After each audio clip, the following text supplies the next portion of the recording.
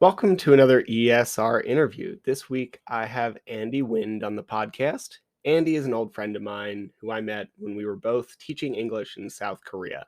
And he recently got into ultra running and has even podiumed at some big races, taking third at Zion 100K and the Run Rabbit Run 100 miler in the past year.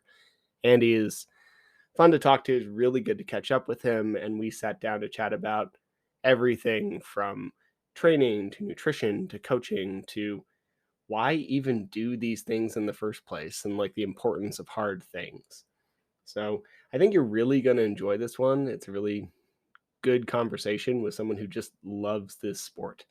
And one note before we get rolling, Andy is in Australia. So if there's any like stiltedness in the conversation, that was coming from the time lag between the two of us. For the most part, it's pretty unnoticeable. But if we walk over, talk over each other, or there's like this weird long pause, it's usually because we were trying to figure out that time lag. Doesn't make a big deal, and it's a really good chat. And let's get into the interview. Thanks for listening.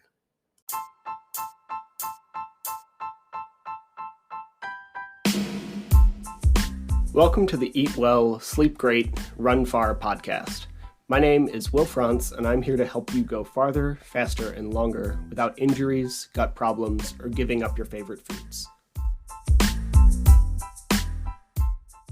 This week on the podcast, I have a good old friend of mine. His name is Andy Wind. He and I met playing ultimate frisbee in Korea. We were both there many years ago at this point, and we're just kind of catching up. He is somewhat recently gotten into the world of ultra running. Honestly, I don't know a lot about that story, so we're going to talk about that here. But Andy, I'd love to know, since I never knew this back in the day, what took you to Korea in the first place?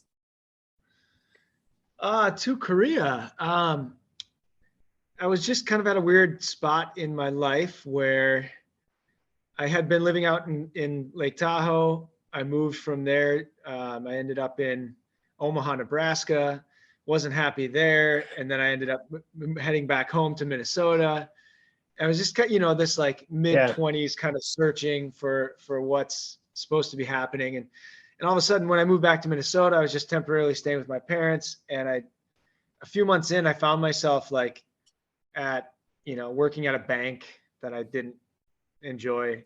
My car's breaking down. The girlfriend at the time that I had kind of moved back to Minnesota partially wasn't really working out. Just like, wait, what am I doing? And then in the meantime, I've got a great buddy who had just moved to South Korea to teach English. His name's Ryan Mulso. He was there maybe 6 months ahead of me, and he kind of put it in my ear, just like, what are you doing? What do you got going over there? Come on, it's pretty good. And so he kind of, was this beacon of like drawing me in and guiding the way and helped me get set up with a great job in Daejeon. So it was meant to just be like a year to reset and explore and travel and see some new places. And I ended up being there for half a decade. Did you really? My Alabamian, 5 years. I didn't know that. Yeah, met my Alabamian wife there in Korea, as can be expected. I didn't know that either. I didn't know you met Sarah in Korea. I thought you two went there together. No, she had been there for 5 or 6 months when I arrived. Wow. And we met day 10 or so of me arriving in the country. I met her at a bar at St. Patrick's Day in Daejeon. That is golden, man. I had no idea about any of that. That's awesome, dude. When did you originally move there? 2010, early-ish. Yeah. So like I moved there in 2013, in case like half the people on this podcast probably don't know that. And you left about a year before I did, I feel like. And 2014 somewhere. Yeah, we met playing frisbee. There's a decent frisbee scene in ultimate frisbee in Korea. And like, did you play prior, or did you get into it there? I had played like, intramural kind of level of stuff in college. Nothing very serious. Obviously like gym class in high school, we learned the rules. So very minimally I had played, but enough to have interest in it. Sure. And then when I arrived, it's, you're in a brand new country and you're looking for kind of that social scene. And it's a great way to travel around the country, meet a ton of people, get your exercise in, build some community. It's mostly expats that play, as you know, but for the audience, Yeah, it's 100%. mostly foreigners in Korea, and kind of trying to pull more of the locals in. But the sport was very unknown. Frisbee is a dog toy, right? Yeah, 100%. You try to In Korea, explain it to and your that's coach, what, and she's like, "I'm gonna go play frisbee," and they're like, "Oh, like dog?" And you're like, "Yeah, sure, like dog, sure." exactly, yeah. So it's mostly expats, and which makes a great way to just meet a ton of people. So I got really sucked into it. I played my first season. I was captain of the team the second season, and then running the whole league like 4 seasons Hmm. after that. So yeah, so it escalated very quickly, safe to say. Cool. And so we can kind of divert from that. Like, when did you start running then? Like, how did that play into this whole like sport trajectory for you? Sure. Yeah, I've been a runner my whole life. Got good genes for it, I would say. A couple, multiple like all-American aunts and uncles. Not my parents at Really? all. They'll be the first to tell you, but yeah, it's in the bloodline. Yeah, I think a couple of my uncles still hold like, some of the state records in Minnesota Really? for certain events. Yeah, they're Okay. really really good. Got it. Twins, twin uncles Pete and Paul King. They're legends of Mariner High School that hasn't existed for way too long. But Yeah. so and two of my aunts as well. So it's been it's kind of built in. I was running 1-2K races as a kid. We got some home videos of all this stuff. Sure. So it was in my blood early on. But then high school cross country, I was a decent 18-minute 5K kind of guy. So I ran on varsity for a few years in high school, and then went to college and did what most idiots in college do, and just sort of moved away from all things Yeah. healthy for a while. But came back Yes, you around did. later in life, started doing half marathons, which quickly became marathons. And then, I mean, you'll get this theme pretty quickly, but Sure. I don't do moderation well as a general rule. I in anything I do, I really either just go and run with it for a period of time, or it doesn't really grab me. So I feel like that's um, this entire community, if we're being honest. Yeah. it's a big trait for ultra running, because you have to Yeah. have that, I think, mentality to get sucked in that far. They But kind of all in. that same progression was starting early on, where it's just like half marathons. Okay, that's super exciting the first few times, and it loses its allure as you go. You got to up the mileage to get that same rush at the finish line, or that same feeling of accomplishment, right? Yeah. So it just kept progressing from there. But I'd run 5 or 6 marathons over a 6 or 8 year period. And so, it was nothing crazy, 3.5, 4 hour type of marathons. Sure. And then I switched careers to a company, actually Anytime Fitness. I worked for the corporate office there, which is Cool. in Minnesota, near where I grew up.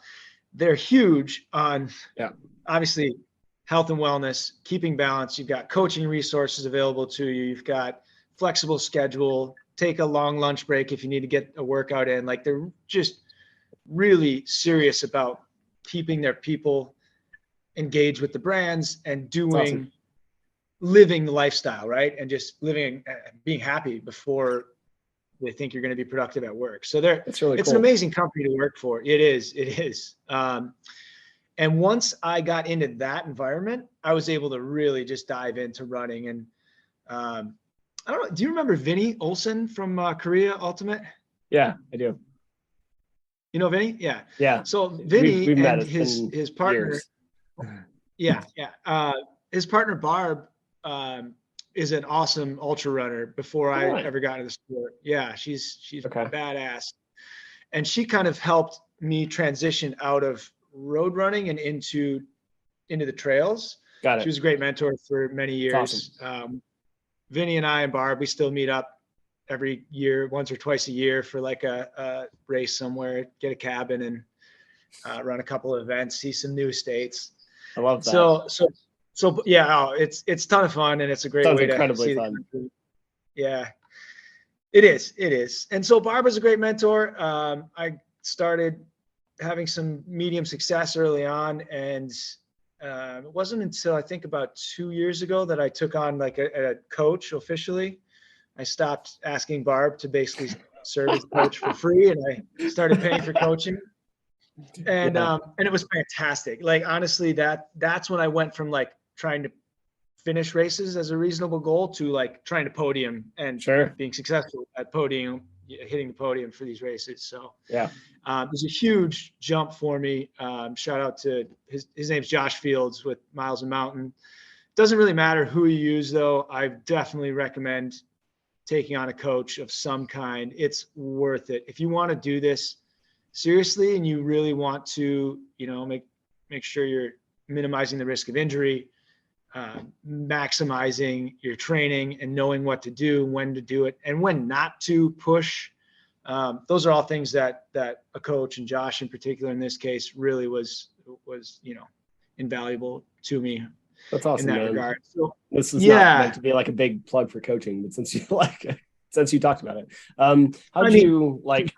how have you found that helps? I mean, on my end, obviously, like I see a ton of athletes who we work in a sport where I almost always have to say do less. So so that last one really kind of sunk with me. But what have you found?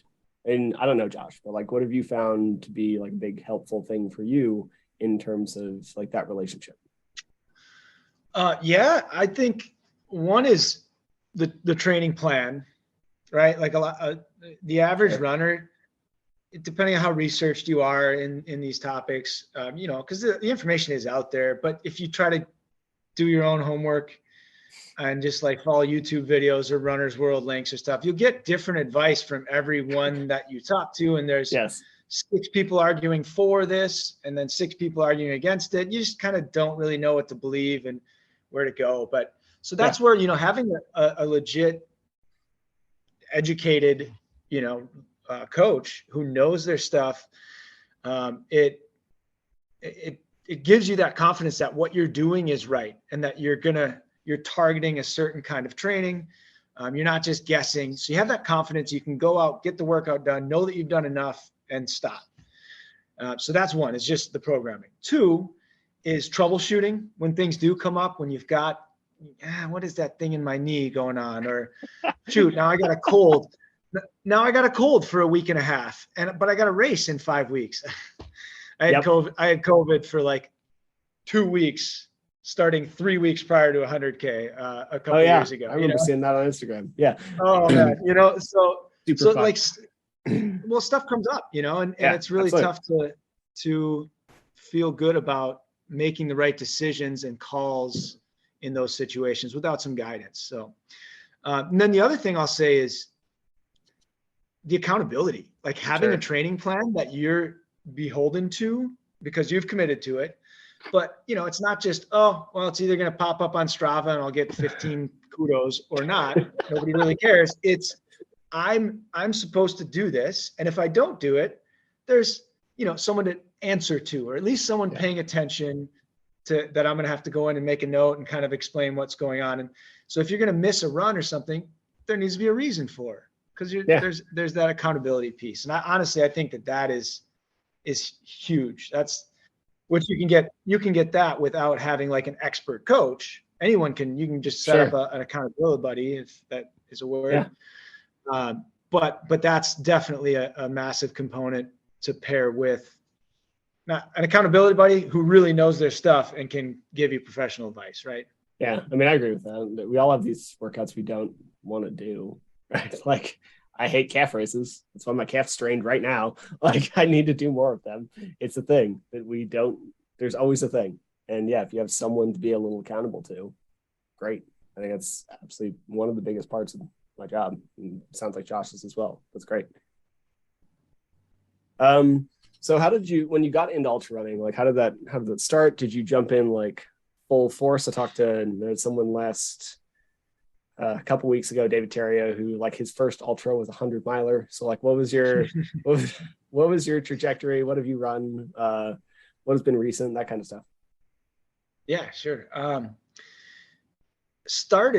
was the overlap with road running was just like a tiny little sliver of the circles there. But Okay. I ran a trail half marathon as a training run for a road race, for a marathon that was coming up. And I just signed up for it because it was kind of nearby and it looked really beautiful. And it's like, oh yeah, I should try that. And I didn't even really know what that meant. I was just looking for like to put a good, long, committed, hard run 4 weeks before the event, something like that. Found this Sure. race nearby in Georgia at the time, and did it. And it was in Cloudland Canyon, Georgia, which is it ended up being like 30 degrees, and there were like this massive canyon with these icicles dripping, and you're just all by yourself in these incredible trails. Everything's like frosted over, and it was incredible. There's waterfalls, like That's amazing. And, yeah, it was one of the most beautiful runs I've ever done. And I finished it and was like so happy. It was like euphoric. And this kind of epiphany moment really solidified itself when 4 weeks later, I go to do the road race that I had used the trail run to train for. I go to do the road race and just totally blow up and end up walking the 3 of the last 5 miles and miserable, hate it, not happy. And I remember at that finish line, just comparing the feeling at the end of the trail run compared to the end of the road race, and just never looked back from there. Like that's when the shift to trails was solidified for me.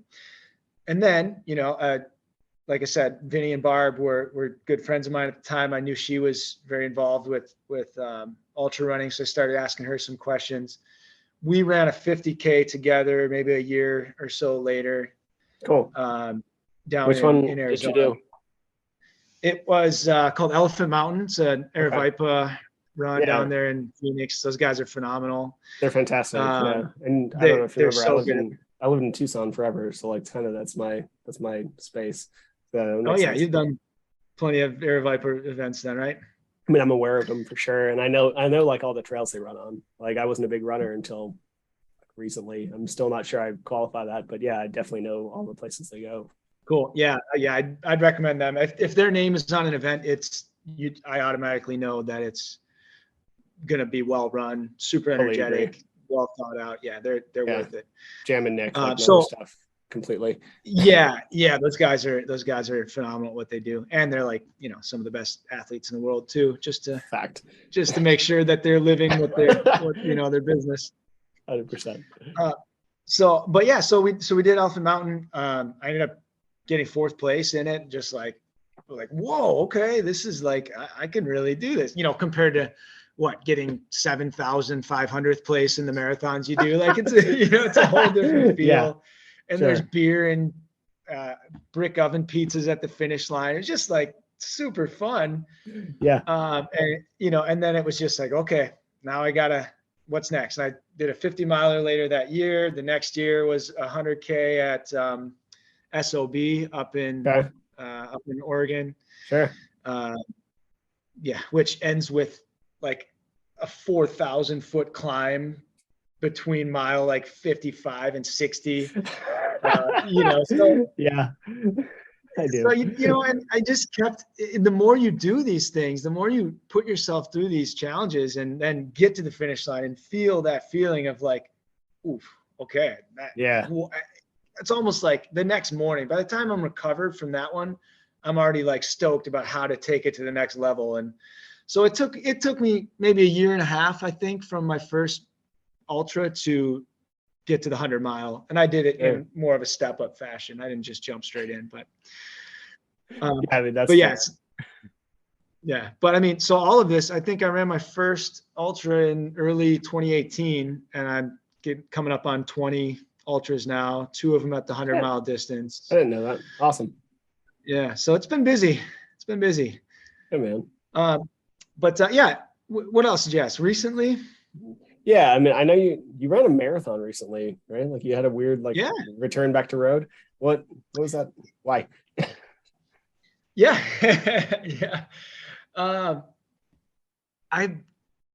mean, the simple answer is one of my buddies from work was wanting to run his first his first full. He had run it before, like kind of pacing and running with a group of friends, but this was his first one that he wanted to like go and see what he could do.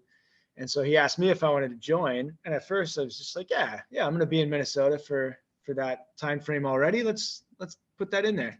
That's awesome. And then kind of not sure if I was just going to pace with him or what, but very quickly I was realizing that I was in this like really peak shape because I just come off of, oh man, Yeah, no, I just I came mean, off. I talked to you right about that time. You were on fire. Yeah, absolutely. Oh, I've had 3 massive PRs so far this year, and placed third at the Run Rabbit Run in the amateur division, the tortoise division last year. Yep. So all in like the last 7 or 8 months, I've had like, distance PR, and then a handful of podiums, won a few races last year. So it was really a hot streak, kind of leading up to Zion 100K in April, 3 months ago, where I just had the dream day race. Everything came together kind of day, like running with just legends out on the course. I do a few people. Hayden Hawks is out there pacing his brother, and yeah.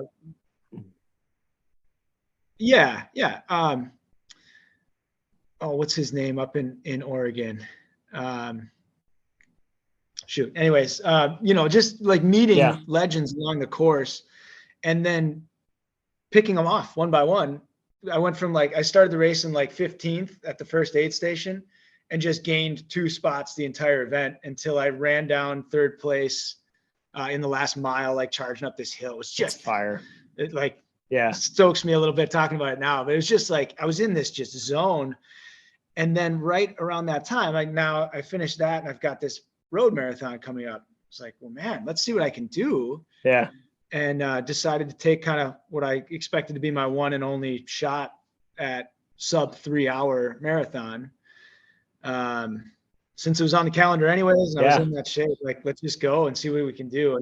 And smashed it, like a 15-minute PR, 2:53 something, and just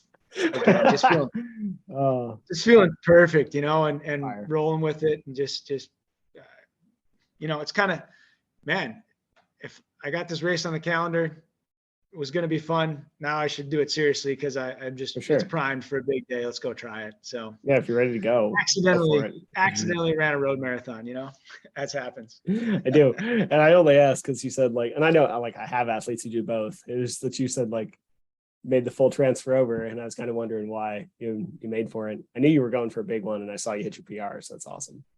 What have you found in training that's hit that? Because geez, dude, if you're placing 3rd in Zion, that's a big deal. And granted, I appreciate at the beginning you recognize genetics and stuff. It doesn't matter how hard I trained. I'm not built for this. I enjoy it. I can be my best, but I'm not going to podium. It's just not how I'm built. But how are we looking for your training? What has helped you hit your peak? Those kind of workouts. What have you found really makes a difference for you? Yeah, I think it's running.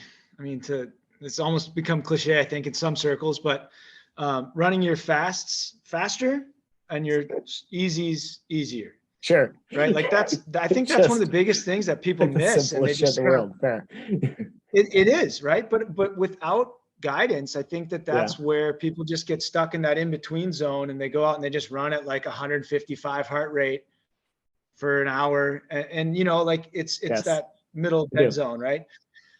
So I really think it's that being intentional with your pacing and your intervals, and also giving yourself permission to truly let the easy days be easy, heart rate in the 130s, just take it easy and enjoy it, and focus on getting the miles in without risking injury or overtraining. So that's probably one thing. 2, I have to acknowledge a huge advantage in that I don't have kids, and I've got a flexible work schedule with a company that, it really enables that and encourages that lifestyle. So being able to make the time to get the training in is just a huge chunk of the battle. So I don't have as many things to juggle as a lot of people do, but that's it. That's still, if you can juggle whatever you've got, whatever other commitments you have, you just got to get the runs in consistently.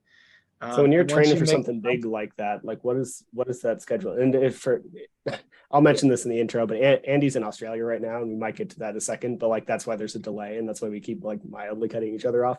If there's if you're looking at that scheduling, like what are your big weeks look like? What is that like? How much are you running? And granted, thank you. Like the flexible schedule matters for someone who worked like 12, 15-hour days sometimes. But like, what does that yeah. what does that look like for you? I get my peak weeks have been, I don't know, 70, 75 miles Sure. max. I don't think I've ever gone over that except maybe a race week, obviously for Sure. 100K or a 100 miler. But, I mean, that's moderate for include, some of these people, right? Like Walmsley and running 140 stuff. Like, yeah, I love that. That's awesome, dude. I think 70 is really achievable for someone. That's great. yeah, I mean, it's a long lunch break or Sure. a split shift, get up at Sure. 5 and run 6 or 8 miles and then jog a few in the evening. And then, make sure you hit your workout, like a really good speed workout. I use Wednesday. It works great for a lot of people. And then also commit to one full legitimate rest day. Like those are kind of the simple components. Long and then long on the weekend, or long and then medium long, is, I think, absolutely essential for ultra. You've got to be able to run on super tired legs and still go and still find hills to climb, even at the end of a 70-mile week. And that's the kind of, I think, endurance that you need to be able to tap into. And even the almost like head game mental training of getting through the late stages of a race when you're just shattered. Those Yeah, Sundays after a long Saturday are really, really instrumental. absolutely, man. I mean, I feel like the mental training is as much as anything else. And that's why I see a lot of crossover from athletes who played like tournament style sports. I was like, oh, I'm going to go play the sixth game in a row now. Like they do very well on the mental side here because they're just used to playing when they're beat to death. Yeah, good point. Yeah. If you're looking at like what do your Wednesday workouts look like? Like what does that kind of stuff look like for you? Uh, I mean, it very much depends on the mesocycle, to get a little nerdy, but Absolutely. Send it. right, it depends if you're really focusing on speed, and VO2 max, and correct me if I get some of the terminology wrong. This is more Sure. you than me, but It's if fine. you're really focusing on like building top speed, it'll be shorter intervals, with a little bit more ample of rest time.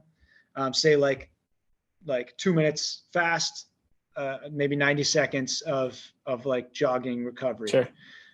and do 8 or 10 of those. Mm-hmm.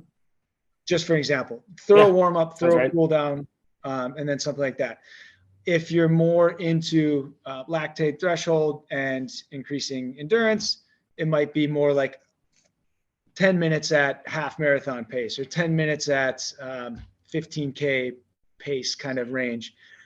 And then a 5-minute rest, and then another longer, not as speedy as the 2-minute intervals, but longer, less fast style, right? Does that Yep. sound about what you Yeah, approach? 100%. And like the reason I asked is because I just want like you and I have not discussed this in advance. Like we have not really talked about coaching. I do not coach you. Somebody else does. And I just want to be like, this shit works. Like if you want to improve VO2 max, this is what you do. If you want to improve lactate, this is what you do. Like this is how physiology works, right? Like we need to fit these intervals in. They're going to be a little dependent on you. Might be like a 2-minute, might be a 3-minute, whatever, but it should be short and terrible.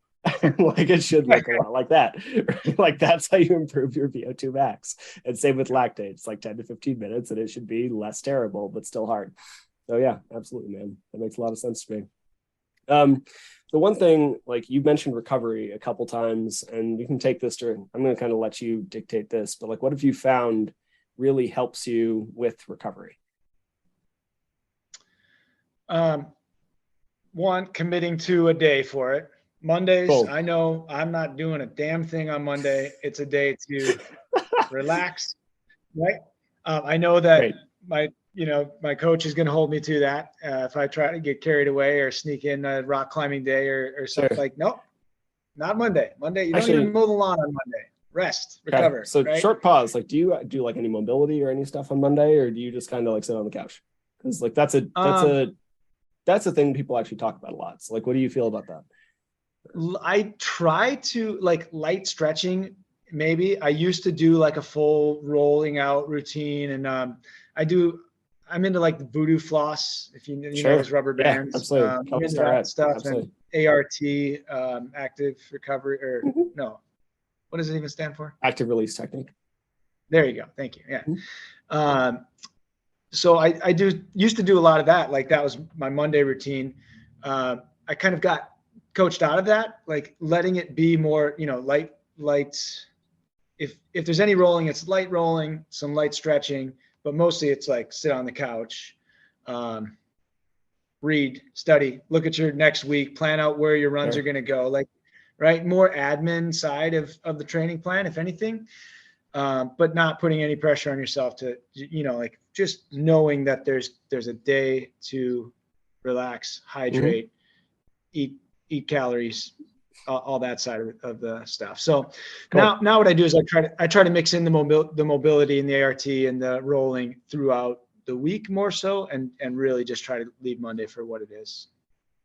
So what else do we do instead of like a dedicated rest day? What else do you find helps you with recovery? Um, yeah, I'm not that fancy. I have a foam roller. I have a lacrosse ball. I have my ART bands, the voodoo floss, and that's about it. I try to do yoga once a week when I'm in a place that it's available. Which I'm not even sure that that's ideal for running, right? You Sure. don't want to Mixed get too opinions too on that. bendy. Yeah. Yeah. Yeah. But and I don't know. I think I also stay really active with my other hobbies. I think that's important. That's something for me I agree. I use as I call it cross training, but it's Hmm. also just like trying to enjoy life. Yeah, man. I want I want running to enhance my life, not take over it altogether. And it's very easy to do when you get sucked into it. And you got to commit 15, 18 hours of training a week. Yeah. When do you I make time for mean, other hobbies? you and I both trained for like high level ultimate and stuff in an international scene, and like this takes more time than that. Like you and I were both pretty good at that. This is a really time consuming hobby, much less like you're basically training like a semi professional athlete. Right. For no money and while you're balancing everything else. So Yeah, again, I don't 100%. mean to, No, right. for real. I've got a very fortunate situation that I can get those hours in and still be able to go climb, play ultimate, whatever. Yeah, If your thing is bowling on Tuesday night, don't give that up. Like do what you love and find ways. Like I'd rather have like 5 hobbies that I'm operating at like 85, 90% of my max potential at than one hobby that I'm just totally, that's my life. And that's all I'm going to do is that one thing. Like yeah, I'm into being well-rounded and trying to I'm the same way. use running to enhance, not to dominate. Yeah, and I mean, if it dominates for you, I think that's great. But I'm the same way, and I also like my biggest concern is when, and yeah, this is not like a caveat or whatever. I do appreciate if that's your thing. I do get worried because like there's such a high injury rate in this sport that when you're not able to run anymore, like that can be really devastating for a lot of people. And some people manage it really well, and some people get really down about that. It's like having even shit knitting. I don't care, like something that you can Yeah, like move a little more time into. If you're on a down piece, is useful, even if like running is your number one passion. it's a great point. So I mean, you mentioned food a few times. Like what I mean, this is how I started in this world, right? Like I'm really good at the nutrition stuff, and then training is like not not bad by any means, but like nutrition is kind of my jam. That's how I came up. So like how if we're looking at your general fueling, and this can be your day to day life, that clearly matters a lot. But also everybody wants to know race day. What do you eat? How do you eat? How do you go through that? Like, what do you do at the aid stations? What's your hydration? All this stuff. Like, what works for you? So you can get like a different opinion of me, like ranting at people every week. Yeah. And again, we didn't rehearse anything. So if I Yeah. back up everything Will's ever told you, it's by coincidence. I probably won't though. Yeah, we'll see what we got. I've never been that particular with nutrition. Again, coming from a place of Sure. being very fortunate, I've had kind of an ironclad stomach on race days, so I haven't had And to be too particular, which is amazing. But yeah, and this goes back to being like really fit from the start, right? Like that helps that a lot, which is super cool, and that's like a big thing with people. I didn't even know that. Is that helps your gut, generally speaking? Yeah. So if you don't have to like push as hard to go a pace, you don't produce quite as much lactate, so you don't end up with as much cortisol and stress through your gut. And your blood is also not like all in your legs, right? So like if you're fitter than me, you don't have to shunt quite as much of your blood supply to your legs, so you have a lot more blood plasma to go to your digestive system, so you can digest like more complicated to digest foods like fats, for example. Whereas if you're me, fairly new to the sport and trying to run really hard, really far, then like all of your blood goes to your legs. You don't have a lot of blood plasma and you don't have a lot of blood flow to your gut. So like if I eat a bunch of peanut butter while I'm trying to run and my heart rate's at like 160, which it probably will be on race day, because like I'm not that fit yet, that like that's going to be a lot harder for me to digest. So I got to like prioritize those quickly digesting stuff. Ah, brilliant. Yeah, cool. That makes sense. That's kind of track with. Yeah, that makes a lot of sense. It reminds me how spoiled I've been too. But there you go.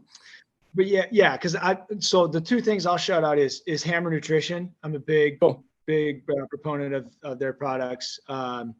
Certainly not sponsored by them or anyone else, but Sure. But yeah, they've got some really great little electrolyte caps called Endurolites. They're also their hydration. It's called HEED, hydrating electrolyte energy drink. HEED is what goes in my water bottles at all, for anything a little bit shorter. Cool. Once you get above 50K, they have a thing called Perpetuum, which is fantastic. I used an Ultimate in college. Oh, is that right? Yeah, it's like longer burning, kind of more carb based than the HEED. But I think it has some protein in it too, which helps you like if you're either a weekend tournament or out there for like more than 6 hours. Yeah. There you go. Yeah, and that's the idea, is for those like long endurance days more than just electrolytes. But so yeah, I'm a big fan of their products. I also use their gels, their goos, all day long. And then there's also a product called Kachava. That's like a kind of a whole food powder that you just mix into water and shake up. Interesting. This is new to me. Oh man, it's just kind of, it's based on like superfoods, and maybe their marketing is a little gimmicky and stuff, but I really like the product. Good. So you just take a scoop or two, depending on how much water, mix it up in a shaker, and it drinks pretty smooth. And I've just found like it's like a meal, like, and it's something that I've been able to have like a half a shake at an aid station at mile 60 and have enough calories to keep moving. And it's something other than just gels and goos and pickles on race day. Yeah. So big fan of that. It's called Kachava. Cool. I can shoot you the link if you want, but it'll be in the show notes for anybody. Great product. A little pricey, but I found it to be very much worthwhile. And then aid station foods. I mean, it's like the only place that I drink soda is at aid station. Yeah, probably me too. I more prefer ginger ale. Ginger ale is my jam on race day. Nice. But avocados, peanut butter, Nutella, roll-ups, typical aid station food. I like to shop around and take two of everything on my way out. You know those little peanut butter pretzels? I do. They're the combo things? Yeah, absolutely. Like stuff my pockets full of those at the aid station sometimes. It's one of my road trip foods. Yeah, for sure. Love that. Nice, bud. That's awesome. I mean, all that tracks. I just tell people carbs all day. Like, eat carbs all day. Just shove them down your face and a bunch of fluid. Do you, like, what is you say HEED's in your water bottle. Like, do you know how much like fluid you're trying to intake? Do you keep track of that? Like, how do you work for that? And again, like you've been doing this quite a while, so this is different than it would be for someone who's newer to it. But what do you do? I haven't been too specific with that. I mean, my rule is go into an aid station empty, whether that means you dump the rest of it over your head, but like you've got a chance to fill up, Great. do it. Yes. Right. I mean, so, Yes. and some aid stations are 3 miles apart. Some are 12. So, you may have to do more, put more or less thought into it, based on the spacing of those and the weather conditions and all that. But generally speaking, I make sure that when I go into an aid station, I got to fill up both my bottles, usually one with whatever their electrolyte drink is, or if I've got a drop bag, it'll be Heed, or Perpetuum. If there's no drop bag there, then I'll fill up whatever their electrolyte is, Tailwind or whatever it might be, and then the other's water. So I keep one of each in my vest. Fill them up both every time through, unless there's some races you end up with an aid station at mile 2.5 that Sure. I still never understood how it got there. But generally speaking, go into the aid station empty and leave it full, and that's about as much thought as I've put into it. I mean, if you're gonna do nothing else, I think that's right? Like we can get really nitpicky. People have heard me get really nitpicky about it, especially for like hot races. But if you do nothing else other than go into it empty and leave it full, it's way better than showing up like half of that. Absolutely. Yeah. If you are, yeah, man, I think that's kind of makes sense. Like you're doing really well with all this stuff. I'm loving to see success on Instagram and how it's going. Like what's coming up for you next? You're in Australia now, moved down there for why? Remind me. Like it's cool. For my wife's career path, led her to the University of Queensland on a fellowship program. So she's saving the world, and I get to tag along for the ride. And work was easy enough to let me, be flexible and work from here. I asked my boss, like, hey, you might be going to Australia. I don't want to quit, but do I have to? And he's like, well, you okay with weird hours and longer flights? Yep. Okay. That's it. Thanks, boss. That's awesome. That's so cool. Yeah. Yeah. So here we are. I actually, for the first time, probably since I started running ultras, I do not have a race booked on the calendar right now. And that's very much by design. I think to sort of just be able to explore Australia, keep my options open. I've actually just jumped on an ultimate team for their nationals coming up in October. Cool. Good. So yes, I've joined a rock climbing gym here and really getting my climbing strength back up, hitting weight training and just kind of taking some time to not have to do a 5-hour run every Saturday while we're trying to see this brand new country. Yeah, I feel that. Good, man. I think that's awesome. I do. I think I agree. I think you got to have some time, some lulls in there as well, where you can let life happen a little bit, dive back into your other hobbies, chase other passions. But at the same time, I know it's on the horizon. I've already got my Western States qualifier done for the year, so I don't have I don't have that pressure on myself. Good. We'll see how that raffle goes for states here in the winter, and that will kind of determine probably my next steps. Sure. That's awesome, man. I mean, since you mentioned it, like obviously Western States, there are other big ones you definitely want to do at some point. I don't know why, but I've been obsessed with the idea of Ultra Trail Mount Fuji in Japan. That's a cool idea. I didn't know they had that. That's a lovely idea. Yeah, that's a sweet one. There's a couple great looking ultras here in Australia that'll be handy for me just because I'm here. UTMB in Chamonix, of course, right? It's so pretty. It's just devastating and so pretty. Like Jesus. Yeah. So, but yeah, those are kind of my bucket lister races. Awesome. I'm at a 3-year streak for states here now, so I'm starting to get to where I actually will have a reasonable chance at some point one of these years. But just make sure I run one qualifier each year, and eventually, silver belt buckle is something that I've had in mind since reading Dean Carnazzi's book back in 2005 or whatever it was. That's so long. That's awesome. Yeah, good. I love that. I love that drive. I mean, it took me another 15 years Oh, almost sure, man. to But run like it's a, to run an ultra even, let alone to run sure. 100.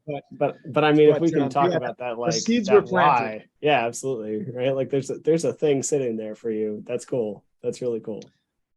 Yeah, and I mean, yeah, and props to Dean too. I think he gets a bit of flack for like, as a self promoter, and kind of there are people who, didn't like that he like popularized the sport in the way he did. But I wouldn't be here if not for him, and I'm sure that's true of a lot of people. You see that the Yeah, number of applicants to Western states over the last 10 years went from like a few hundred to 15,000 or yeah, whatever they're expecting right. this year. So I mean, And good on him. And yeah, if you can make money by writing a book in the meantime, great. sure, Yeah, get man. out of And you're that just corporate job. Do and running. you've heard him talk. Like he clearly loves it. It's not like it was whatever. Like, yeah, absolutely. Do your thing.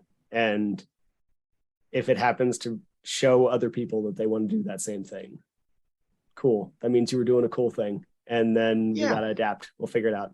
Like Ultimate's on a similar trajectory. Like, and it's been weird. Like I was in the day of absolutely no observers ever existed. Like I remember the first tournament they were at, and now they're a necessity in international play, or else you're going to get someone stabbed. Like it's a thing. Like things have to adapt. Absolutely. Yeah. So good, man. And do you know what the Hurt 100 is in Hawaii? Hurt? Yeah, Yeah. I Yeah, feel I've heard of like Hurt. I think you Yeah. might enjoy that one. I was hoping you knew what that one was. That one feels like Yeah, that I've could be up certainly your heard of it. wheelhouse. I mean, um, I've never even been to Hawaii, so just that whole place yeah, is on my list. Yeah. yeah. I've still got in the back of my mind to get a triathlon done, or an Cool. Ironman rather, at some point. I've done a Sure. couple tries. I can't really swim, but I'm kind of reserving that idea for maybe a little later in life when I can't get the running miles in like I'm able to do now. Yeah, absolutely. Switch to the bike, switch to swimming. Sure. But until my body tells me I can't run 75 miles a week, I'll probably keep on this path. Awesome, man. And like on kind of on that note, it's the thing that's been like in and out of my head for the past 20 minutes. I should ask before I forget. What's your strength training like? Because as you know, like that's actually like my day job is to make people stronger. Like what does that kind of look like for you? Do you do that during your training cycles? Do you have a pause on that? Like what does that look like? You said you're getting like bigger into the gym now. So that's what made me think of it most recently. Yeah. Yeah. I'm mostly, I think I keep it pretty simple. I know the basics of weight training and not a ton more, but Sure. I'll do like in muscle groups. So like, I did chest and shoulders yesterday. I'm going to do back and core today, and then legs in a couple days, so Sure. I'll just try to do my muscle group. I like to superset 2 or 3 different moves that work the same muscle group if I have the space in the gym for it. Sure. And yeah, I focus a lot more on that stuff in off seasons than during peak training. As you should. During peak training, yeah, yeah, right, of course. But yeah. during higher level specific training, I try to keep it to like a HIIT style workout at least once a week. So it's more functional, it's more body movement, it's full body, well-rounded. And then I also do basic like lateral plane movements. Cool. Your smart. Your band, yeah. Your Frankenstein walk, your banded hip routine type of moves. So I keep the bands handy. Cool. And we spend so much time in this plane with your legs that I think it's really beneficial. I'm sure I'm preaching to the choir to 100%, get moving in that lateral plane, some sliders and some, like one-legged squats, just shifting your weight a different direction. Absolutely. So that's the kind of stuff during training. I'll just get a 15-minute like hip type of routines in. Awesome. And then a HIIT workout. Legit, dude. That's cool. Well, thanks, man. I appreciate it. I don't really have anything else. Anything else you want to tell people? Like, I really think you're gonna. I mean, not that you haven't already. You've been crushing it for the past little bit. Third Zion, all sorts of stuff. It's like a big uprise, and we saw a ton of people take a rest during 2020 for obvious reasons and come back hard in 2021. So, would not surprise me if you kind of hit a similar thing after a bit of a break. So, Awesome, man. I'm Well, kind of stoked to see where you come to. But yeah, what else do you have to say? thanks, man. Yeah. Well, for me, it was almost the opposite in 2020. I was just starting to get my feet wet. I had just taken on a coach, and all my other hobbies became off limits. Yeah, Right? There's no more yeah, ultimate to be played. There's no rock climbing going on. Team sports are totally gone. The sure. gyms are closed for a good portion of that year. It was like, okay, all I can do is run on trails by myself. That's like the only safe and allowed thing that there is. Yep. So I just put all my eggs kind of into that basket for most of the COVID era Yeah, there, and just really dove into it. So for me, it actually was kind of a big advantage. sure. All the races were canceled, so I really got to just build from the ground up, and without like having a target race every 15 weeks or whatever it is. It was just like 9 months of just ramping up as gradually as I wanted, taking as many different mesocycles. I could plug them in wherever I wanted. So it was actually amazing, the way that worked out, and that really helped, I think, launch into the results that I've been feeling over the last couple of years. But Yeah, um, yeah, I don't know. I think the last thing that I would say is, life used to be a lot harder I think for humans. 400 years ago, where the lifespan was 40 years of age, the expectancy for the average human. We've almost doubled that in, what, 10, 20 generations in the last 300 years. And I think we're getting really kind of stagnant and bored. And it doesn't, life isn't supposed to be this easy. So, there's like this weird thing that trail running, I think, connects for me, that kind of brings you back to when life is supposed to be harder and you needed to challenge yourself. And each day like required survival skills of some degree. I think ultra running kind of brings us back into that. If you're like, it's weird because it comes from a place of privilege, right? To like, oh, my sure, life's too easy. I gotta manufacture these hardships to sure. put But I myself mean, through. But I think there's something to it. Like even if we take away some of the privilege in that, right? Like if even if life's really hard for a whole pick a reason, like most of us still do exactly what you and I are doing right now, sitting at a desk. And I think there's a big reason why like Spartans and ultras and all this stuff is taken off, because I do think that there is a drive to move. And a lot of the time, if you don't have a reason to do that, you just don't do that. So even if like we can talk about all of the ills of social stuff that does make life really hard for some reason, it most of the time it is not hard from a like physical standpoint. And if signing up for some absurd race in November, speaking about myself here, like gives you a good course for 6 months to like pick a training plan and kick your own ass a little bit, then sometimes that might be something in there for that. yeah, right. Well, and then I think the whole point then is not just to do the race, but to put yourself through what's required to get that race Yeah, done. Right? yeah, for Like me the at least, training. absolutely. Like I've been hurt. You've known me hurt probably more than not back in Korea. I was injured all the time, and like I don't need that anymore. So like to know I'm going to sign up for this and not get hurt, like it means I get to train a lot for like 6 months, and that's what that means. Yeah.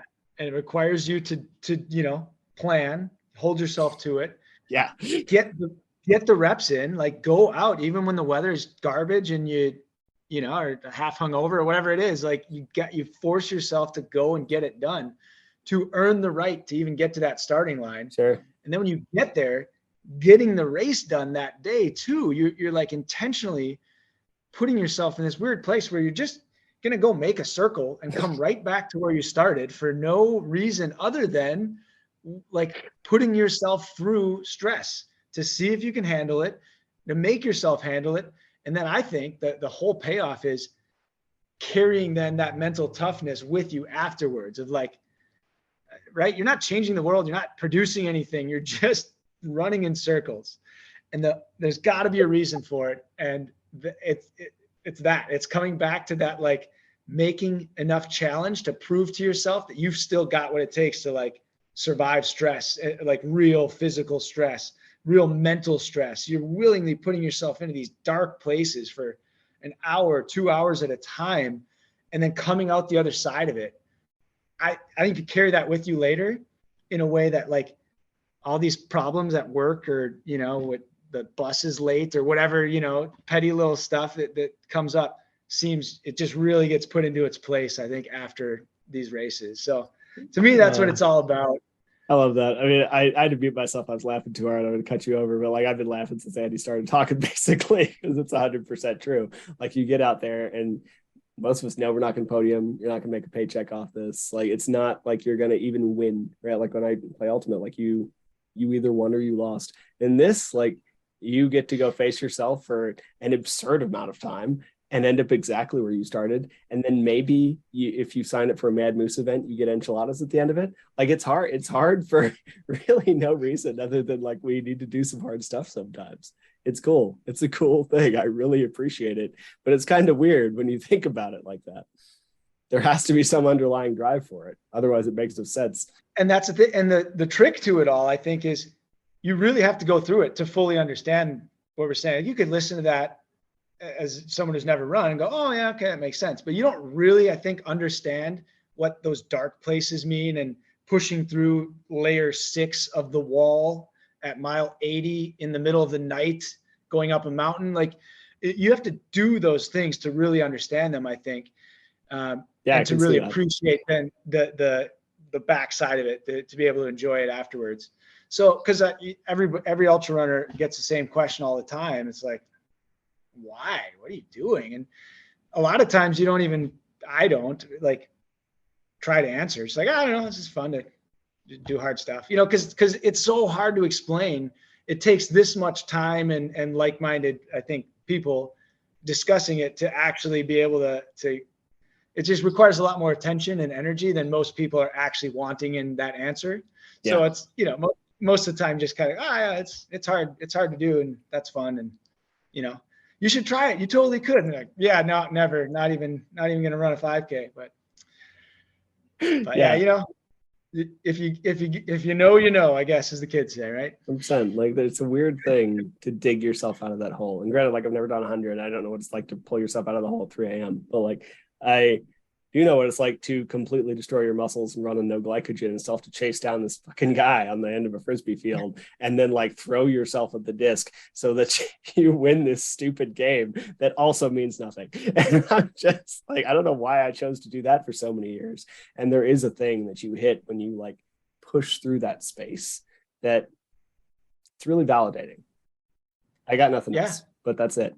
It's really validating. It's validating in that moment, and then later as well. I always go back to that. Like, I think you can take that mental toughness and that, like, confidence in yourself to get through whatever.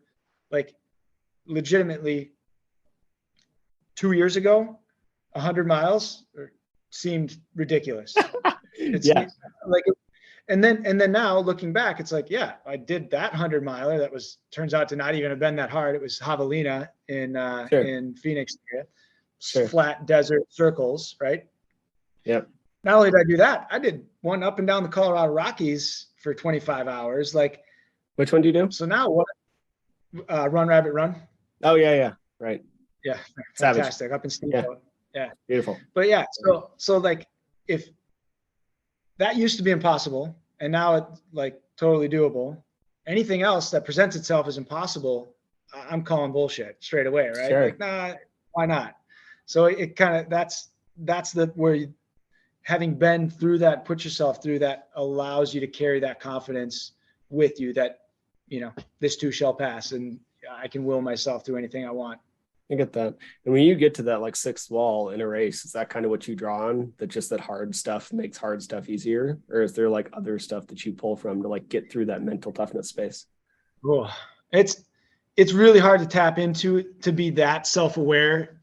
If you're really in it, it's tough, you know, because everything sucks. And I dumb it all the way down to, in those moments, left foot, right foot, left foot, right foot.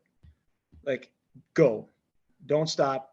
This is what you came for. You know, I just kind of play those simple messages as, like, mantras or whatever in my head. Yeah, you're in it. This is what you came for. Left foot, right foot. You're in it. Let's go. Right. And keep moving forward. You're gonna get there, but you only get there if you keep moving forward. Yeah, that makes sense. Sounds so easy. I mean, Right? But you it have can to make be it that simple in your messed up brain at that moment, because there's no real processing, I don't think, taking place, or any intelligent thought. 100%. I mean, sometimes we got to remember that simple and easy are not the same thing, right? And sometimes it needs to be simple even when it's not easy. So yeah, I like that. 100%. That belongs on a poster. Go for it. Well, thanks, Andy. I appreciate it. It was really fun. Yeah, man, it's fun. And I was Gerald long we were ago. We've gone over an hour. I think we're going to call it. You hang around for a sec. It's been over an hour. Yeah. Yeah, Thanks, bro, I'm good. I really appreciate it. All right. Well, thank you for being here. I'm going to hit stop and we'll chat for another sec. Thank you all for sticking around who listen to this. Appreciate it. Bye. Peace. Thank you for listening to the show. To be clear, I'm not a doctor nor a registered dietitian, and nothing you heard was medical advice. You should always speak with a qualified medical professional before making any changes to your training regimen. If you enjoy the podcast or found it useful, please take a couple seconds to give it a rating or share it with a friend. Every little bit helps. And if you want more of this information, please head to the Trail and Ultra Running Nutrition group on Facebook. You'll be in good company with other like-minded people who like to do hard stuff outside.